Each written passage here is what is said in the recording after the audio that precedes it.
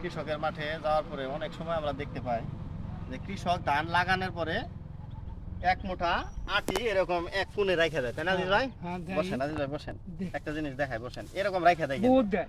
এখন এই জায়গায় এক মুঠা রাখা দেওয়ার পরে আসলে সমস্যাটা কি, অনেকগুলো চারা একসাথে থাকে, এখানে আবদ্ধ থাকে, বিভিন্ন রোগ পোকা এই জায়গায় বাসা বাঁধে। এবং এর প্রমাণটা হচ্ছে কি যে দেখেন এই জায়গায় কিন্তু খুলপুরা রোগের যে ছত্রাকজনিত রোগ, যে খুলপুরার জীবাণু এই জায়গায় বসবাস করছে। এই যে দেখেন পছন্দ হচ্ছে না, এটা কি খুলপুরা রোগ। এই রোগটা দেখেন এই জায়গায় প্রচুর পরিমাণে আছে, ধরে আছে। এর পাশেই কিন্তু আমার ধান লাগানো। এই দেখেন এই ধানগুলা কিন্তু এখন ভালো আছে, এখানে কিন্তু কোনো খুলপুরা রোগ নাই। এখন এটা হবে কি, এই পাতাটার আশেপাশে যে ধান গাছ আছে এইখানে আস্তে করে ছড়াই যাবে। তাহলে ছড়াইলে আমার এই মাঠে কি খুলপুরা রোগ লাগে? তো তাই আমি কৃষক ভাইদের সচেতনতার জন্য বলবো যে আপনারা এই একসঙ্গে অনেকগুলো মুঠি, জালার মুঠি বা জালার আটি আমরা যেটাই বলি নাকি, এটা মাঠে কি করা যাবে না, তাহলে রাখা যাবে না একসাথে।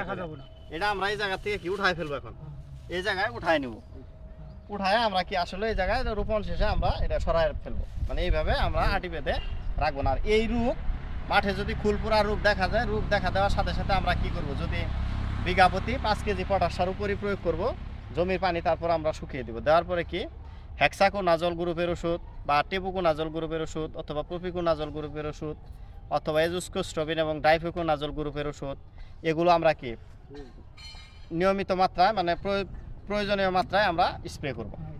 স্প্রে করলে ইনশাল্লাহ এই রোগ থেকে আমরা মুক্তি পাবো। ধন্যবাদ সকলকে।